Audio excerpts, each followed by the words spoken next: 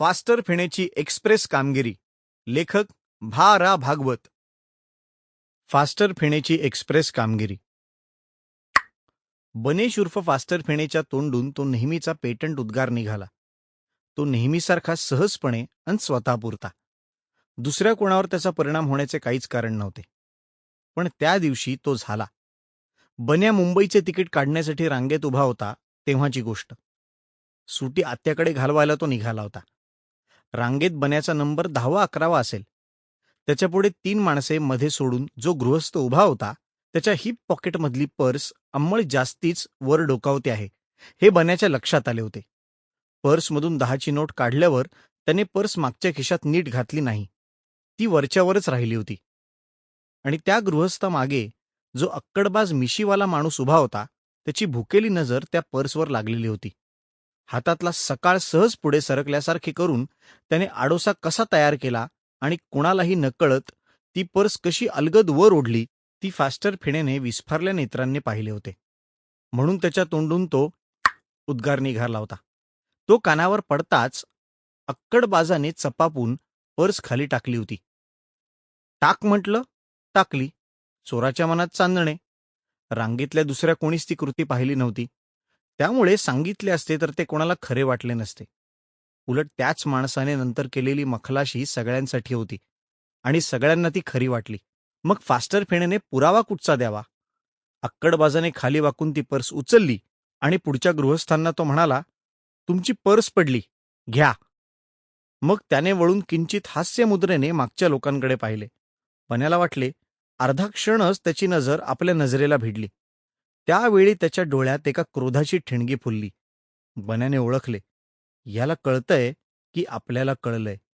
पण तो चाट पडला होता. करतो काय? आता सिद्ध कसं करणार? त्याची पाळी आल्यावर त्याने मुकाट्याने तिकीट काढले आणि तो फलाटावर गेला.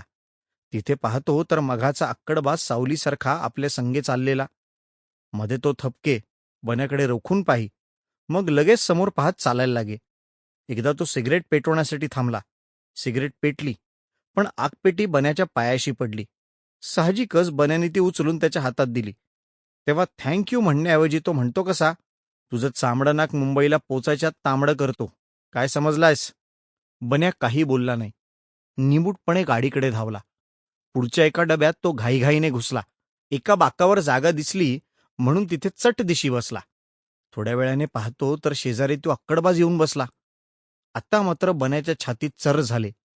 हा माणूस खरोखरीच आपला पाठपुरावा करणार आहे की काय तरी. खरं म्हणजे आपण चोंबडेपणा काय केला? काहीच नाही. त्याची चोरी सुद्धा आपण मध्ये पडून पकडून दिली नाही. काही नाही आणि तरी ह्याचा एवढा राग. केवळ त्या वर. हे काय काढलंय त्याने खिशातून? चाकू? बाप रे. आणि त्याच्यावरून बोट फिरवतो चक्क धार तपासण्यासाठी. डोळ्यांच्या कोपऱ्यातून बन्या त्याची हालचाल निहाळीत होता. त्यानेही डोळ्यांच्या कोपऱ्यातून बन्याकडे पाहिले आणि चक्क गळ्यांवरून बोट फिरवले. 2दा 3दा. कोणाही उतारूंना असे वाटले असते की हा घाम पुसतोय. फक्त बन्याला त्याचा इशारा कळला. याद राख, गळा कापीन. चाकू कशासाठी काढला होता ते बाकीच्या उतारूंना समजावे म्हणून त्याने खिशातून पेरू काढला आणि त्याच्या फोडी केल्या आणि सहज द्यावी तशी एक फोड बन्यापुढं केली. घे, तो म्हणाला. त्याच्या आवाजालाही धार होती. छान पेरू आहे, लाल, रक्तासारखा. थँक्यू, मला नको, बन्या म्हणाला. गाडी चालू झाली. बन्या तोंड दाबून बसला होता. तळेगाव सोडल्यावर अक्कडबाज उठला. तंगड्यांच्या जंगलामधून वाट काढीत कुठेतरी निघाला. संडासाकडे असेल. बराच वेळ तो आलाच नाही. तेव्हा फास्टर फेणेला चुटपुट लागली. कुठे गेला असेल हा? तोही उठला आणि गर्दीतून निघाला. अरेच्छा, अक्कडबाज वाटेतच उभा होता की. पाठमोरा. उजव्या हाताने त्याने उतारूंच्या डोक्यावर लटकत असलेली लाकडी बर्चची फळी धरली होती. फळीवर कुणी माणूस नव्हता. फक्त सामान होते. योगायोग असा की जिथे त्या माणसाच्या बोटांनी फळीचा काठ धरला होता तिथं प्लास्टिकची बॅग आडवी पडलेली होती. त्या बॅगेवर त्याची 2 बोटे होती. योगायोग अर्थात. पण त्या बोटांची चिमटी बनली आणि तिने बॅगचे Sample complete. Ready to continue?